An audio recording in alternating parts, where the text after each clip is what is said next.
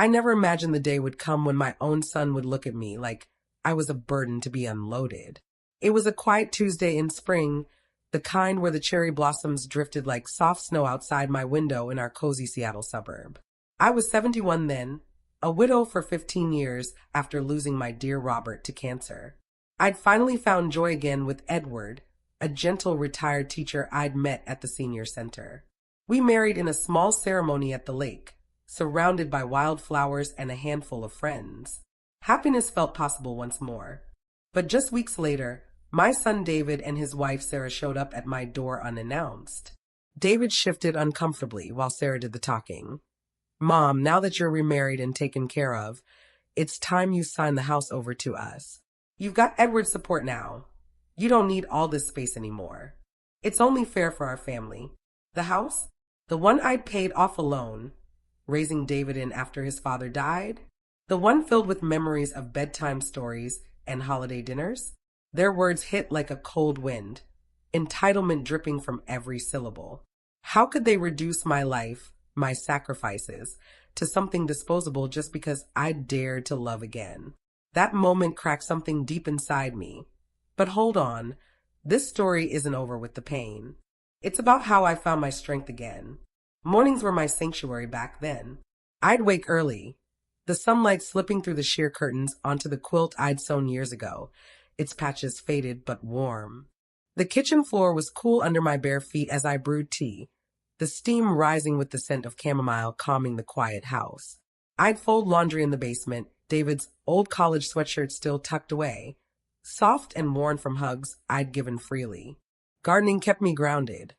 I'd kneel among the peonies, soil rich and dark under my nails, pruning leaves while birds sang overhead. The smell of fresh earth mixed with blooming lilacs, a reminder of planting those bushes when David was small, his tiny hands helping me dig. Cooking was love made tangible, slow simmering soups with carrots chopped precisely, the aroma filling rooms that echoed with too much silence now. These rituals, these small acts of care, were my way of holding on to normalcy. Even as visits from David grew sparse, excuses piling up like unread letters on the mantel. Looking back, the memories flood in, bittersweet as autumn rain. After Robert's death, I was 46, alone with a grieving 12-year-old boy. I took extra shifts at the hospital as a nurse, coming home exhausted, feet swollen, but always with a smile for David. "How was school, honey?" I'd ask, stirring pasta while he talked about bullies or dreams of becoming an engineer. I skipped vacations, sold my jewelry, the gold locket from my own mother, to fund his braces, his camps, his tuition at the state university. "You're my world," I'd whisper, tucking him in even as a teenager. When he met Sarah, sharp and ambitious from the city, I welcomed her with open arms, hosting engagement parties in this very house, baking her favorite lemon cake until the kitchen smelled like sunshine. I helped with their wedding deposit, dipping into savings meant for my retirement. "We'll make it up to you someday," David promised, hugging me tight. Someday turned into silence, visits dwindling as Sarah's career took off, their life filling with travel and new friends. My gifts, knitted scarves, holiday hams, went unacknowledged, the warmth I gave cooling into indifference. The shift was gradual, like shadows lengthening at dusk. After the wedding to Edward, David's calls turned curt. "Mom, that house is sitting there empty most days. Sarah says it's impractical now that you're settled." Impractical? The home where I'd bandaged his knees, celebrated his graduations? Sarah's emails were bolder. "Think of the grandkids, we need more room. Edward can provide for you." Grandkids they rarely brought over, using them as leverage instead. One weekend, they arrived with papers in hand, a deed transfer ready. "Just sign, Mom. It's family property, really." David's eyes avoided mine as Sarah pressed. "You're being selfish holding on to it. We've sacrificed, too." Sacrificed? I'd given everything, time, money, heart, while they built their life on my foundations. The gaslighting stung deepest. "You've changed since him." Family first, right? Loneliness crept in. The house's creaks louder at night, garden overgrown as my energy waned with the hurt. But one evening, Sitting by the fireplace with flames crackling softly, Edward's hand in mine, clarity came like a gentle wave. Staring at the family photos, smiles frozen in time, I realized I'd taught David love, but not boundaries. My endless giving had bred expectation, not gratitude. Enough, I thought, the word steady in my mind. No anger, just resolve. I deserved peace, not to be diminished for finding happiness late in life. My actions were quiet, deliberate, a silent reclaiming. I met with my attorney the next month, the office smelling of polished wood and coffee. With calm hands, I updated my will. The house to a trusted charity supporting widows, nothing to David or Sarah.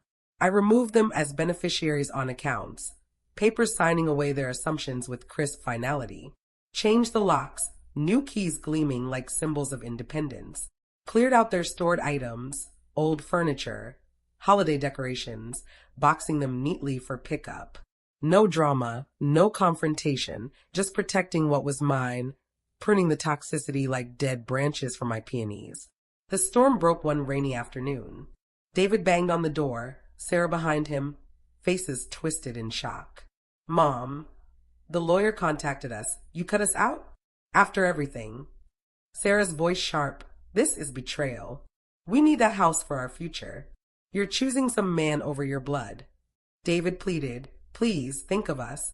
You're not thinking clearly. Blame shifted like smoke. Edward's influencing you. You're selfish. I stood firm in the doorway, rain pattering on the porch roof. David, I said evenly, voice clear as the bell in our old church, you demanded I give away my home because I dared to remarry. I gave you a lifetime.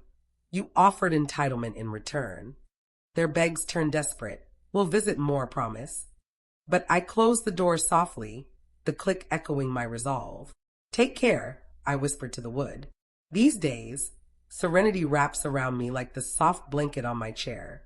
Edward and I watch sunsets from the deck, colors blooming across the sky like renewed hope. The garden thrives again, roses vibrant, petals unfurling without fear. Empty spaces in the house hold possibility now, not ache. I filled them with books, laughter, new memories. The broken trust mends as wisdom, scars reminding me of strength earned. To you listening, know this. Love your children fiercely, but guard your dignity just as well. Boundaries aren't walls, they're doors to self-respect. Let go of those who take without giving back. Karma finds its way, and peace is the truest inheritance. I've claimed mine, blooming late, but beautifully. You can too.